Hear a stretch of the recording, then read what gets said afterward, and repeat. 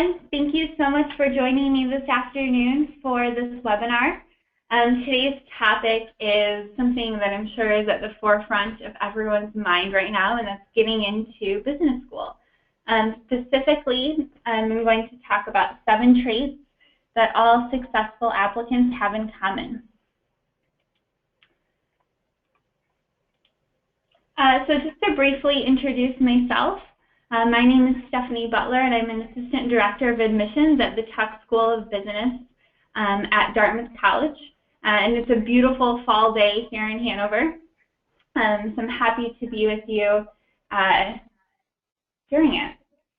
Just to quickly go back to that title slide, while each candidate certainly does have their own unique story and path, there are certainly traits that successful applicants generally have in common with each other. And in our experience here at Tuck, the following 7 have resonated strongest and most often. So let's jump in. The first trait that successful applicants have in common with each other is that they're prepared. They've taken the time for self-reflection and they've crafted their message. They can clearly and articulately communicate their motivations. So they think about why they want an MBA, how it will help them reach their goals, why this is the right time to pursue it, etc. Furthermore, they know the school that they're applying to. All elite business schools have top-notch faculty, they have a rigorous curriculum, and they have access to jobs at the world's leading companies and organizations. But what really sets those successful applicants apart is the fact that they know what sets the programs they're applying to apart. And they do this by attending school recruiting events, they visit campuses, and they connect with alumni and current students. So they're also able to talk about what excites them, how they hope to make an impact while they're at the school, and they have great questions that delve deeper into the essence of each school. And so my last point on the slide is just sort of briefly, they've typically have taken the GMAT or the GRE well in advance, not only leaving plenty of time so they can retake the test if necessary, but also leaving plenty of time for other components of the application, which are every bit as important as your test score. So the second trait that all successful applicants have in common is that they know themselves. And you'll notice that all of these traits that I'll talk about today sort of weave themselves together, but I'll just elaborate on each one of them. So applicants that know themselves have a high level of self-awareness. They can talk confidently about their strengths and about their weaknesses. They can talk about their short-term goals, their long-term goals, the unique talents and experiences that they'll bring to the classroom and the community. They'll answer these questions. Why do you need an MBA? Why is now the right time? What are you looking for in a school or program? And what type of culture is the best fit for you personally? So they've taken this time to be introspective, which enables them to know definitively what they're looking for in their career and in their life, and why an MBA will help them achieve that. So they know what they're looking for in the community and why that particular culture of the school works best for them, both their personality as well as their circumstances. And again, part of figuring these things out includes attending events like this one, doing informational interviews with students and alums, researching MBA career paths, researching the specific approaches that different schools take to education, etc. And so this level of introspection will really pay off in the sense that you'll be able to better tell your own personal story throughout the entire application process.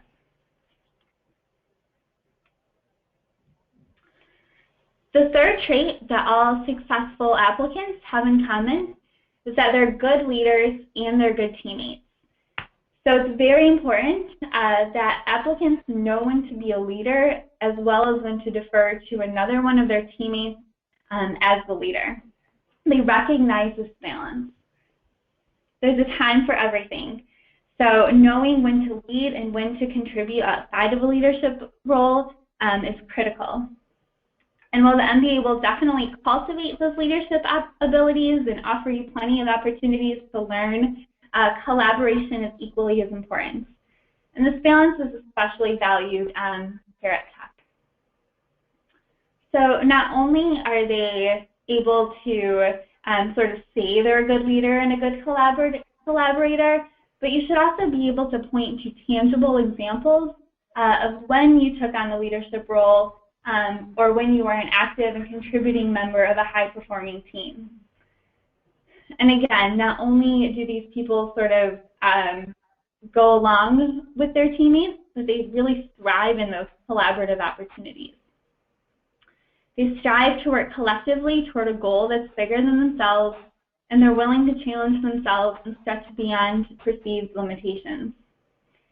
So you can show all of these traits and talk about these specific tangible examples that occur both through your extracurricular activities and especially through your work experiences. So I'd like to take just a few moments here to comment on what exactly the admissions committee is looking for from your work experience. So as part of your application, it's your job to help the admissions committee understand the nature of your work, the level of the challenge, any supervision and progression of responsibility that you've had. It's not enough to simply state what your tasks and responsibilities are.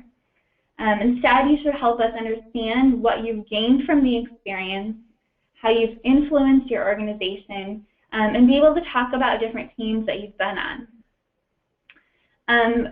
Also, please do remember that leadership can come in many ways. Don't be discouraged. You don't have to be the project manager or have supervisory responsibility over a group of people in order to demonstrate it. So just a few notes on what we're not looking for from your work experience. Work from one particular sector or profession. And what I mean by this is that one sector is not valued as any better than the other. Working in an investment bank is no more valuable to us than working for a nonprofit. What's much more important than that is whether you've contributed to your work environment and what you've learned from successes and failures. So think about some questions like, how have you influenced your organization? Have you achieved more than we would expect from someone at that level? And have you taken initiative? And again, like everything else I've talked about, please be ready to have specific examples and anecdotes about times where this has occurred and where you've demonstrated these traits. Also keep in mind that you don't need to have the exact same amount of work experience that you see in the class profiles that schools post online. Keep in mind that although schools do report average years of work experience for admitted students, it is just an average.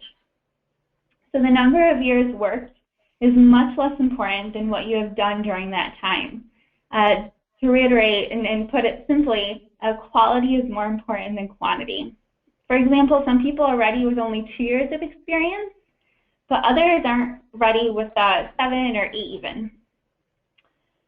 What we're really looking for is individuals who exhibit professional maturity. And for some people, this may be evident with much less full-time work experience than others.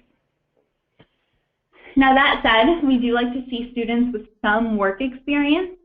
We find that they get more out of the program if they have a frame of reference from which to draw, and they're also able to contribute more to the discussion in the classroom to enhance the learning of their classmates as well. So the achievements that you've had and the strength of your work experience will of course be reflected in your resume, but also in your essays, your recommendations, and your interview.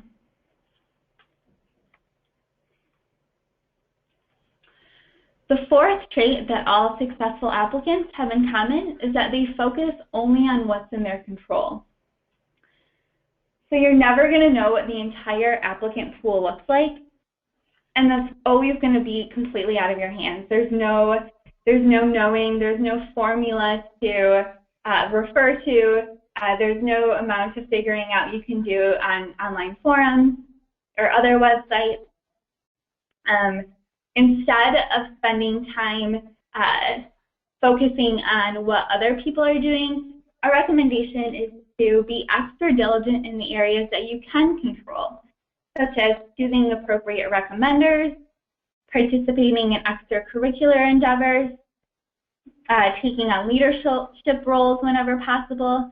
And so that way, whenever you're confident that you've submitted your strongest application, you feel much more comfortable with the facts, the factors that are outside of your control. So apply when you feel confident, and submit and try to let go. Finally, another note on this, I'm sure you've heard this many times as you've gone through the application process. Evaluating an application and creating a class is definitely a holistic process. We absolutely mean that when we say it. It's every bit as much of an art as it is a science. So again, there's no knowing based on your profile what exactly will happen. So be confident, submit a strong application, and be patient. So the fifth quality that all successful applicants have in common is that they're passionate.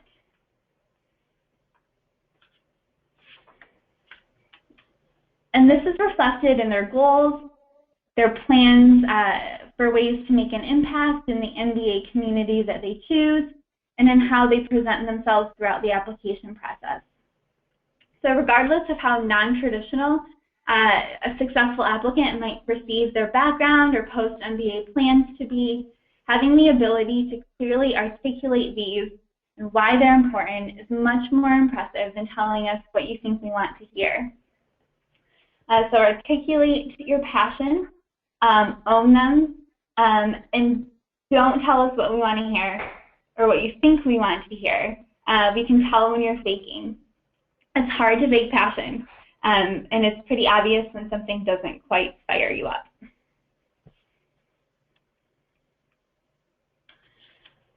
So the sixth trait that all successful applicants have in common is that they're genuine and enthusiastic. And if you've already checked off the rest of this list, this one is probably going to come pretty naturally to you. Successful applicants present their true self throughout the entire journey. They realize that everyone they speak to is part of the admissions process, and they treat them kindly and with respect. So this means demonstrating a deep understanding of themselves, those unique traits and strengths who make up the core of who they are, and then talking about them with that sort of enthusiasm throughout the process. Just sort of one important note on this slide, keeping it simple, the opportunity to get an MBA from a top business school is special, so make sure you're treating it that way.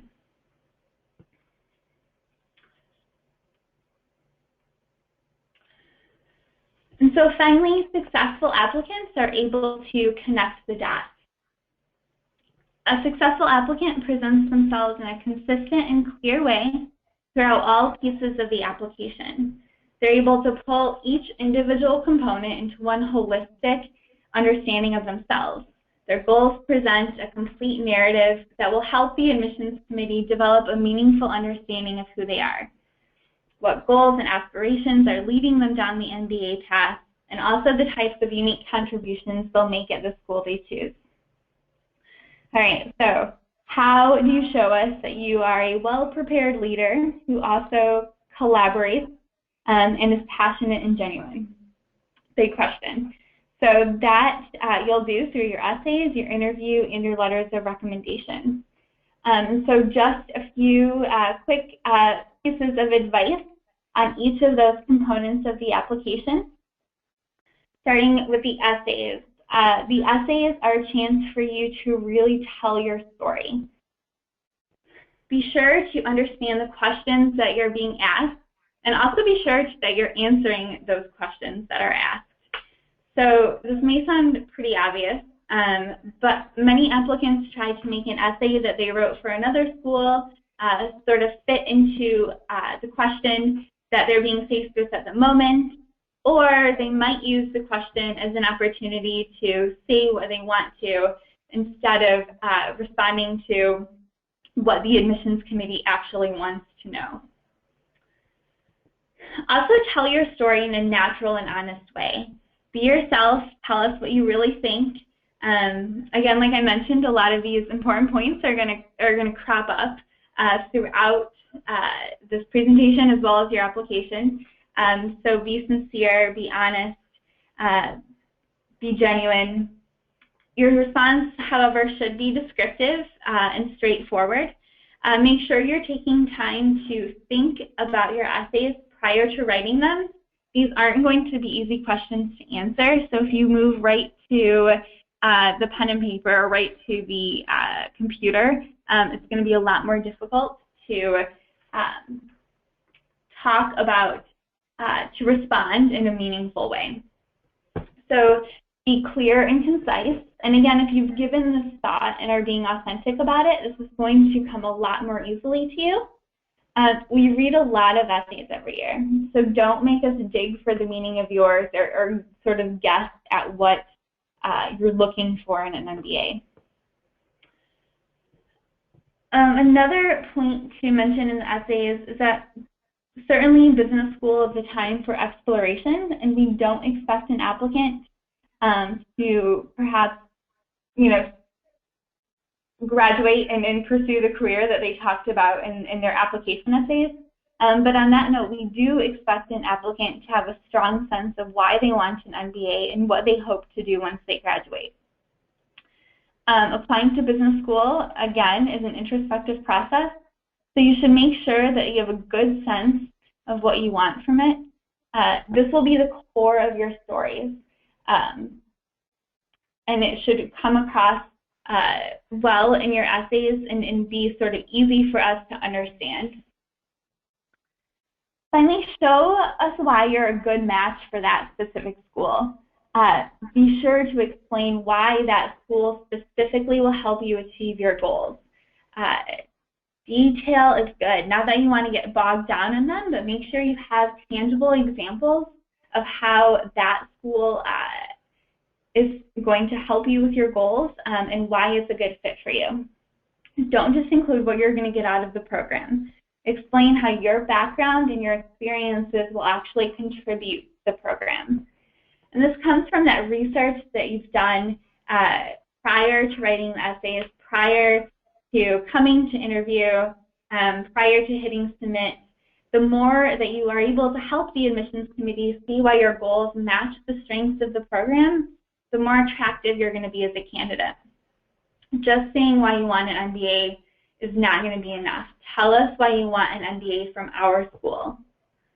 And then once you've written your essays, ask someone who knows you to read them. This can definitely help you make sure that your particular personality is coming out and help draw the picture of who you are.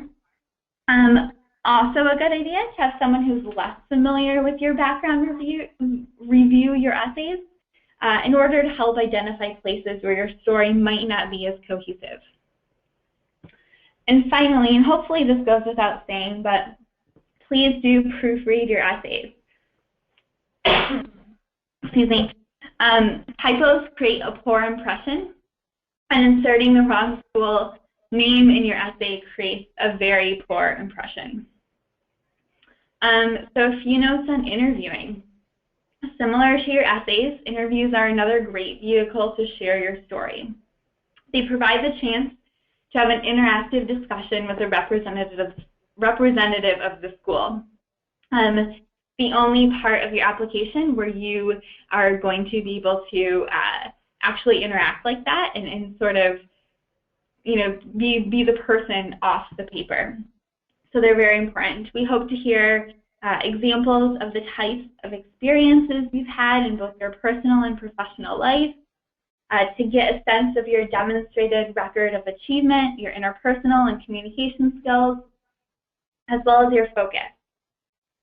So the style of the interview might vary from school to school, but in many ways it's similar to a job interview. Typically a resume review, behavioral events, general dialogue.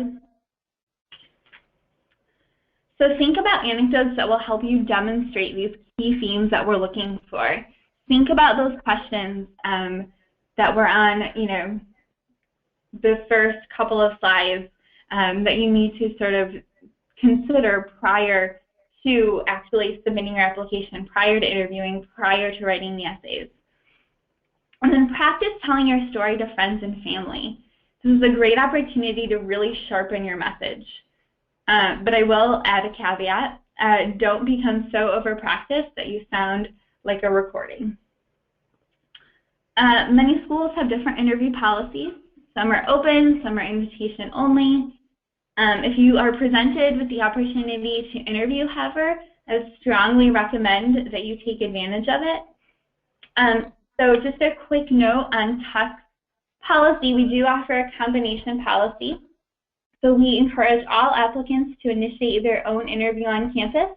And you can do so by just signing up online for a time and date that works best for your schedule, given that it's within the deadline for which you are applying. But if you're unable to, and we certainly understand that sometimes it's not possible for everyone to come to Hanover, there is a chance that we'll invite you to interview after reviewing your application. But it's never a guarantee after you've sort of decided not to initiate it on your own. So another quick note on the opportunity to visit a school's campus. Not only will you possibly be able to interview while you're there, but it's also a great opportunity to determine if it's the best fit for you. So business school is a really big investment of time and money. You want to make sure that you're making the best choice for you.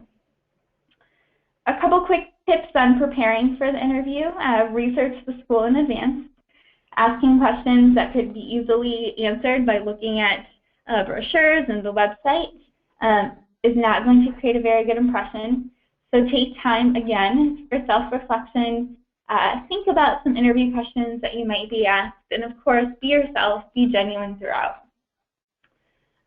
Simple things that you can add to the I hope everyone knows, but I'll say them just in case list. Don't be late. Don't try to be something other than yourself. Don't ask the interviewer how you did during the interview. Don't try to second guess what the correct response is or what someone else might say or do. And don't run on and on with your answers. Again, being concise and clear is paramount. And finally, a few notes on letters of recommendation. Recommendation letters are requested from you in order to give the admissions committee additional insight into your career success as well as your potential. A recommendation letter should highlight the personal and professional strengths as well as weaknesses of a candidate. They provide, typically it's the only method of assessment not completed by the candidate themselves. So it's a great perspective for the admissions committee. And typically we want letters from supervisors or people who are really able to speak to your work experience. Going back to undergrad for a letter from a professor is typically not very helpful, and I would discourage applicants from doing so.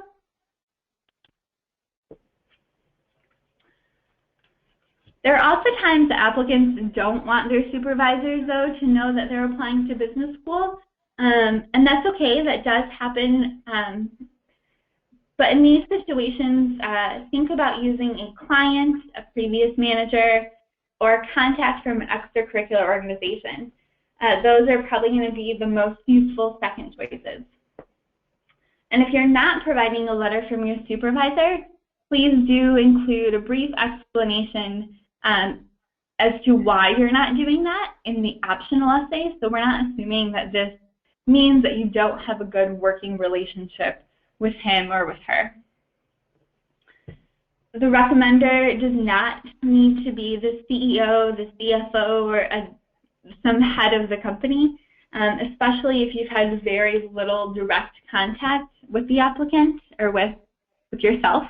It's much more important to have someone who has worked with you directly than someone who solely has an impressive title. I would also recommend that you meet with your recommender in advance. So while you feel perhaps that you don't have a lot of control over this portion of the application, you might have more than you think. So meet with the recommender so they can understand your goals for getting an MBA, so they understand why you're interested in that specific school, and also remind them of some of your recent accomplishments. Letters work best when they're brief and they state strong feelings, letters work best when they're brief, but they also have very concrete examples that support strong feelings, either positive or negative. Those that are just sort of say, you know, oh, Stephanie is a great team player, it's not as helpful, it doesn't provide as much insight as a letter that might support the comment with a specific example. And lastly, please do give your recommender plenty of time to complete the letter so that way they can do a great job and also meet the school's deadline.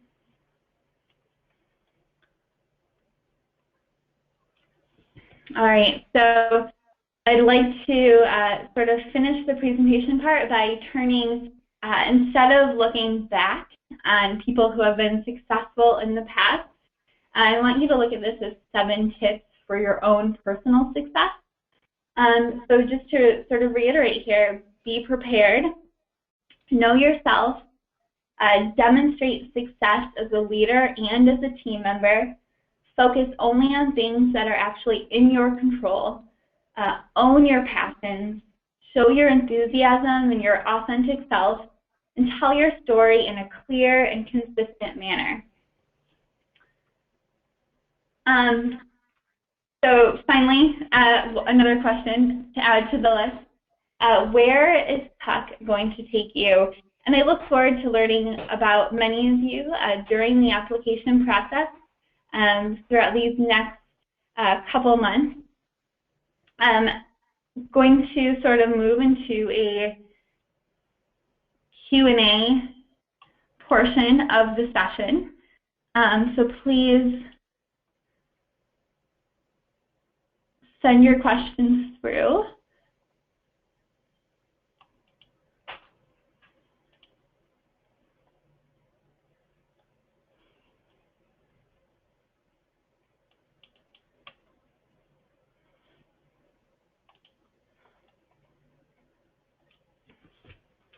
All right, so one coming through about any advice to applicants who are in between jobs or unemployed.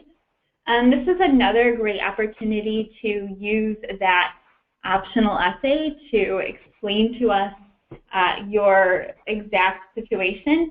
Again, please don't leave us guessing. Our imaginations can be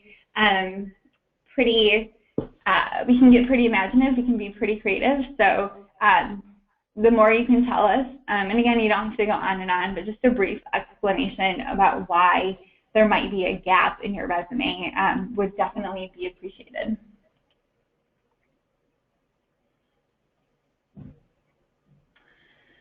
How do you interpret candidates who have taken the GMAT multiple times? So definitely not a detriment, especially if you were able to improve your score. I think it shows a lot of resilience if you see a weakness in your application and are able to improve upon that through some diligent study habits, or perhaps the first time you just weren't in the right mindset. So I don't think it's to your detriment at all to have taken the GMAT multiple times. That said, some self-awareness can be helpful. If you've taken it over and over and you're still getting the same score, relatively the same score, it might be better to focus on other portions of the application instead of stressing out so much about the GMAT.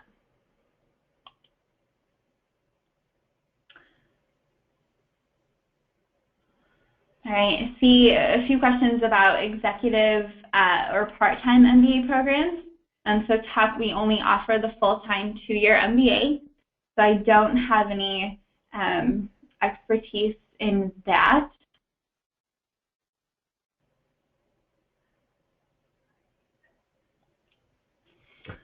So someone asked what I mean when I say culture, and I would say the culture of the school is sort of the general personality. So what the community is like, what the feel you get when you're there, the enthusiasm and the things that stand out to the students and to the staff and to the faculty and to the alums. It's sort of that general personality of a program and of a school, and each one is going to be a little bit different. So make sure you understand what's important in each program that you're applying to, and that it will fit the particular things that you are looking for.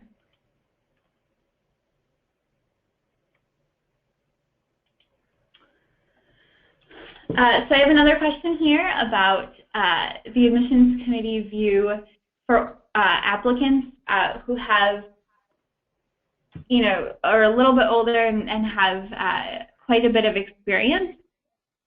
So I'll start by saying that there certainly is no age limit to applying or even to attending business school. What's more important, if you've been in the workplace longer than some other people, or actually at any point in your career, the most important thing is to be able to articulate why now is the right time for you to get an MBA. So what you have done, your accomplishments, as well as why now, why an MBA, why now, how will this help you advance the career that you're looking for. So sort of the onus is on you to make us understand why we should admit you.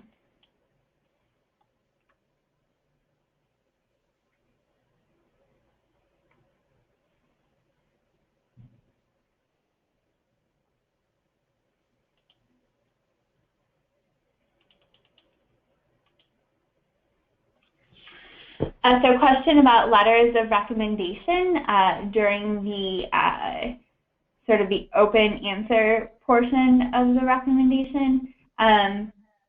There is no specific length. I'd say however long that your recommender needs to sort of get their point across. We don't need 10 examples for every characteristic that they want to share about you. Be reasonable about it. But like I said, we do want specific examples, specific anecdotes that support what they're telling us, the general characteristics that they're telling us you possess. So as long as they're getting their point across, there is no specific guideline as far as how many words or how long it needs to be.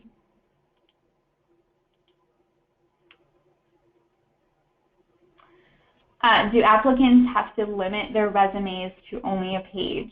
So there's no hard and fast rule about this for your application.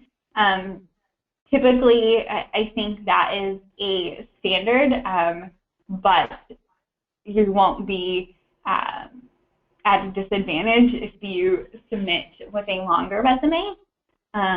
Just be considerate. If you are having trouble with your resume, I do believe the Tuck resume guidelines are on the website for students, but you don't have to follow them to the T. Just, try to be reasonable.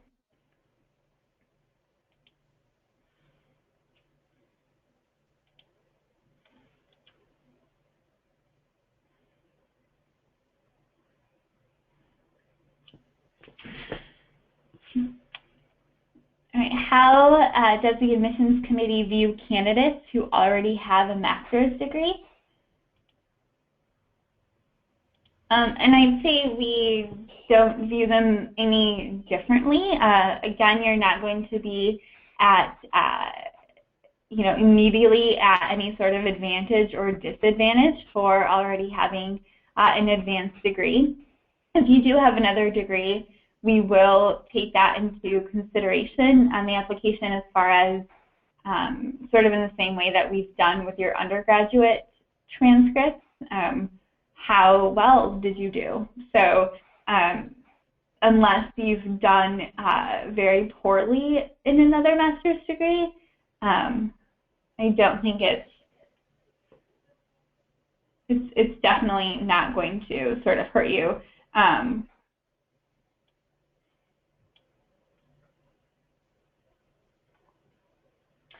Is it okay not to be clear about your goals and still want to go to tech? So like I mentioned several times during this webinar, it is important to know why you want an MBA. So there's no, like I said, it's a big investment of your time and of your money, and you wouldn't want to do that just without any sort of direction. When you get to school, when you get to tech or whatever business school that you end up at, things are going to happen very quickly, and you'll want to make sure that you have some sort of direction of where you want to focus your recruiting efforts. We definitely would encourage exploration once you get here, but you're just not going to have enough time and availability to go to absolutely everything. So coming in with an idea of why you want an MBA, why it's important to your career, is definitely necessary.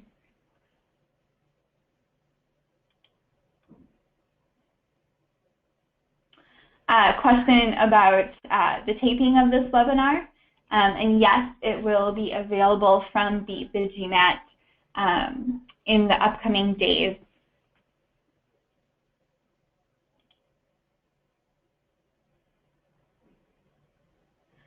A question about being working at a family business and whether it's a disadvantage. Not in and of itself, no. So again, though, it's up to you to explain to us what your particular accomplishments have been in the family business. And also keep in mind when you're thinking about your letters of recommendation, try to find someone who isn't necessarily related to you that can speak to your work experience a little bit.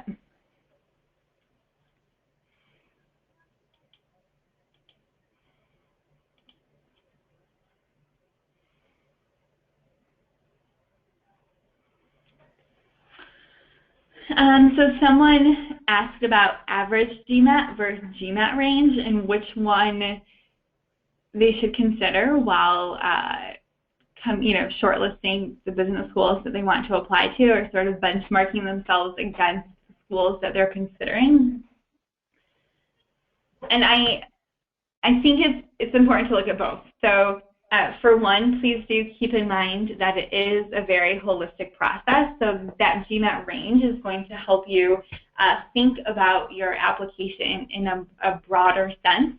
And there are certainly ways that you can compensate for the weaker areas of your application with other areas that might be a lot stronger.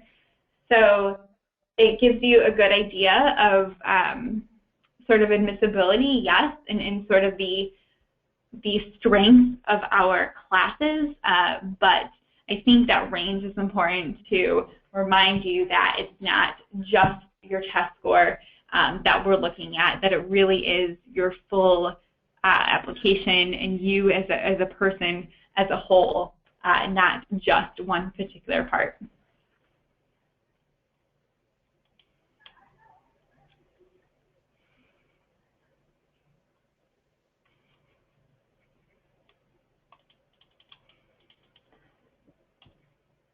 So someone asked about having a CFA or a CPA, and that does help us determine whether a candidate's quantitative capabilities are up to par with what they need to be successful in the MBA program.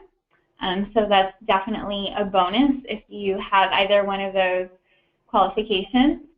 Again, so one of the primary reasons for that GMAT score is to see whether you're quantitatively strong enough to handle the rigorous curriculum, particularly in the first year core of an MBA program. So if you are coming from a liberal arts undergraduate background and didn't take many quantitative classes, and you didn't do as well in the quantitative section of the GMAT, you might want to think about sort of supplementing your application with other areas that show that you are quantitatively strong enough to succeed here. And ways you can do that are taking supplemental courses like financial accounting, statistics, or economics, and letting us know about those and how well you did in them.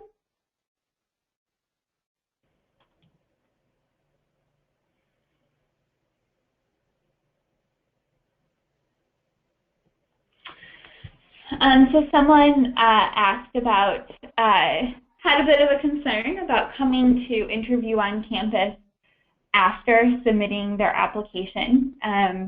So our application deadline is on October 7th, but we'd encourage you to come and complete an interview, an applicant-initiated interview, anytime through October 30th for those applying in the early action round. And so I think the concern here is that they won't be able to know the school well enough or, prior to submitting without having visited. And I do think that experiencing Tuck in person is going to give you a new perspective on it.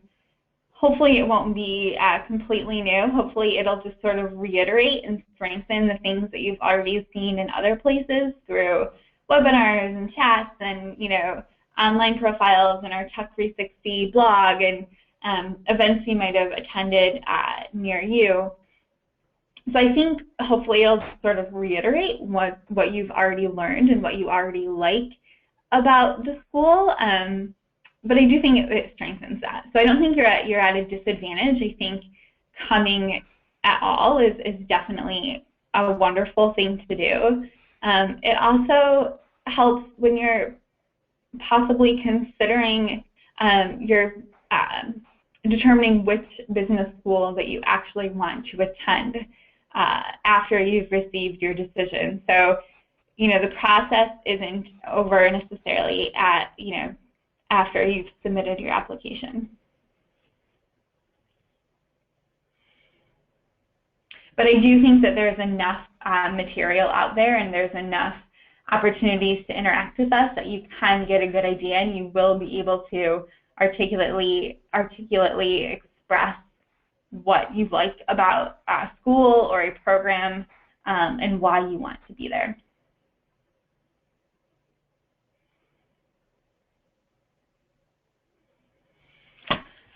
Someone asked, how do we show our interest in a field that they would like to move into after business school when they don't have direct experience in that field? And that's okay. So most people, I'd say probably, a really large percentage go to business school to switch careers.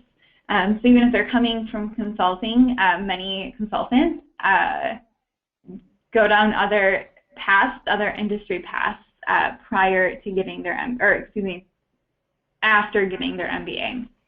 Just by the way you show interest for an industry that you don't have any direct experience in is knowing the industry.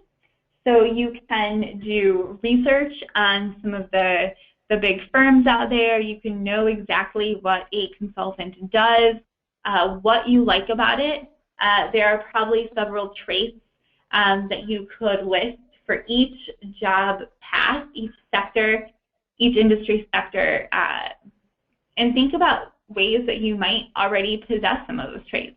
Even if you don't have the technical skills yet, you probably have a lot of similar characteristics or innate personality traits that will help you achieve those. So knowing the industry, knowing what the job entails, sort of the industry landscape, knowing how Tuck or another program, what they have to offer in that particular industry area and how they can help you achieve those goals.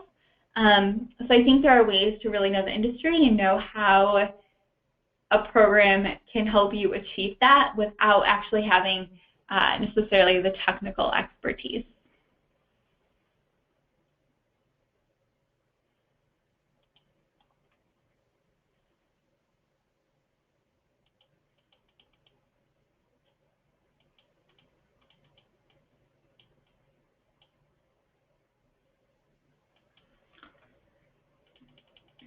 I have a question about a third letter of recommendation.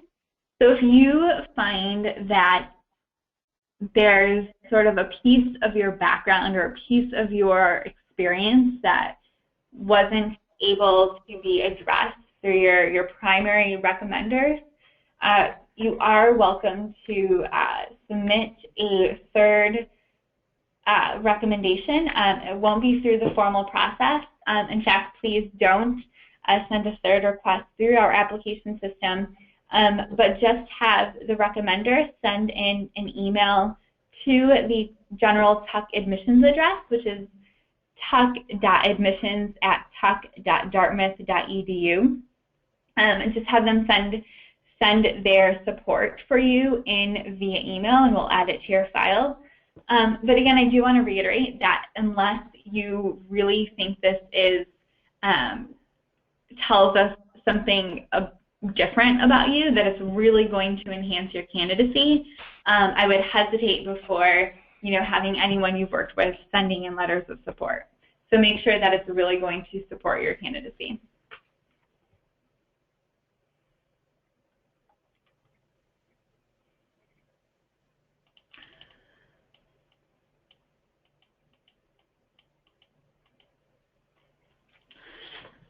All right, so this is interesting. So it says, I'm interested in applying to business school within the next 2 to 3 years, and they currently have 2 opportunities, one with a prestigious firm and one with a startup. Which opportunity would best set me up for admission to a top program? So I would, and again, sort of reiterate some of the things I've already been talking about here, I would do whichever one that you feel most passionate about. I think you can get great experiences at, companies who have been around for a long time and they know what they're doing, and they have that prestige. But I also think you can get great experiences working at a startup. So whichever one appeals to you more, whichever one that you can see yourself gaining the most experience at, that's the one I would go for. Again, one over the other is not innately better in an application. It's really how you present it. Be able to talk about why you made that choice, and be able to talk about how that one is going to has positioned you well for the MBA, as well as what you might be doing afterwards.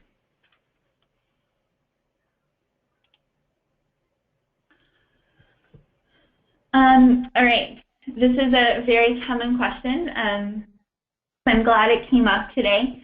Is there an advantage to applying first round versus second round versus third round? Yes and no. So first and foremost, apply when you feel like your application is at its absolute strongest. So strong candidates will stand out in every round. We admit strong candidates in every single round.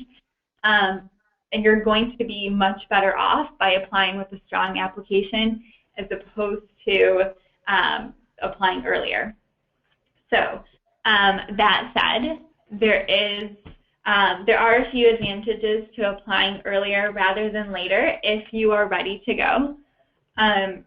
You'll find out your decision earlier. So if you apply in a few weeks on October 7th, you will know your decision in December. And many people like the opportunity to, look at a couple different schools that they've been admitted to and have the time to make those decisions, or to let their employers know earlier, or spend the time preparing or traveling or whatever it might be. There's also sort of the aspect of, yes, technically there are more seats available when you apply earlier. So the later you go, the later you apply, the fewer seats available in the class, statistically speaking, and the fewer scholarship dollars available as well. But like I mentioned, great candidates get in every round. Great candidates get scholarships throughout the entire application cycle. So apply when it's at its strongest, and when it is ready to go, don't hold on to it forever.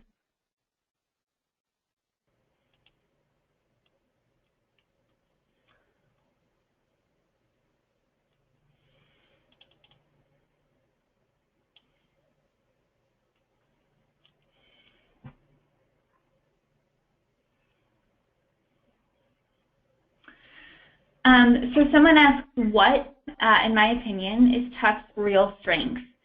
And I think I sort of mentioned this earlier, that all elite business programs will have, outstanding faculty, and they'll have rigorous curriculums, and they'll, their students will get jobs with the leading companies around the world. But I think what really sets Tuck apart is its community. And I'd like to elaborate on that a little bit. So not just, the community as far as we're all friendly and nice people and everyone gets along, which is certainly important, but it's more about what the community enables our students to do. So Tuck really fosters this environment of support and collaboration. It's a place that you can try and you can fail and then you can try again. And there's no sense of, ridicule, or there's that constant support and opportunity. The Tuck community really provides students a chance to step outside of their comfort zone, to try leading and to try, working in different industries, and to learn about things, and to really tap into the wealth of knowledge that their classmates bring and that their faculty are able to offer them. So I think Tuck's community is what really sets us apart, and that doesn't end once you graduate. So you probably have heard that our alumni network is incredibly strong.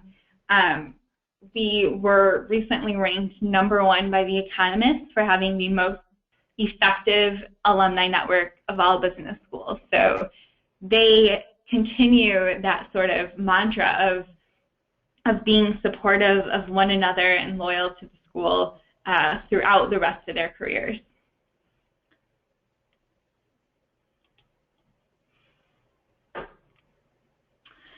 So this has been coming up quite a bit as I've been traveling and talking to a lot of prospective students lately. How does AdCom view the GRE? The GRE is viewed as no better or no worse than the GMAT. So you're given, no advantage or disadvantage by applying with a GRE score. My best advice for you folks who maybe haven't taken the test yet is to take practice tests of each and see which one you feel like you are strongest in, which one better represents your abilities, and then go for that.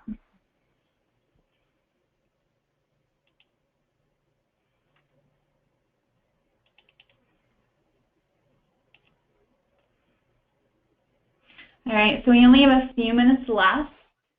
Let me choose a good question that everyone can benefit from.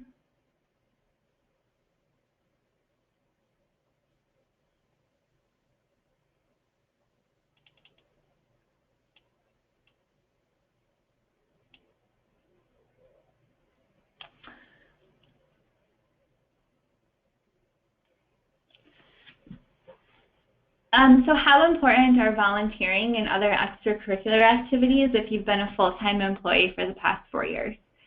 So we do understand that, work keeps people busy. Everyone, I think, can attest to that. So you don't need to be,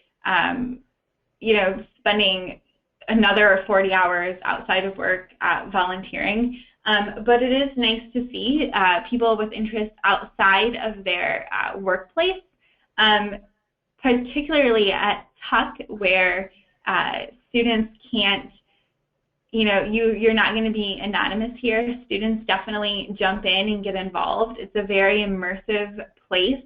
So you're not going to be able to go to class and then go home.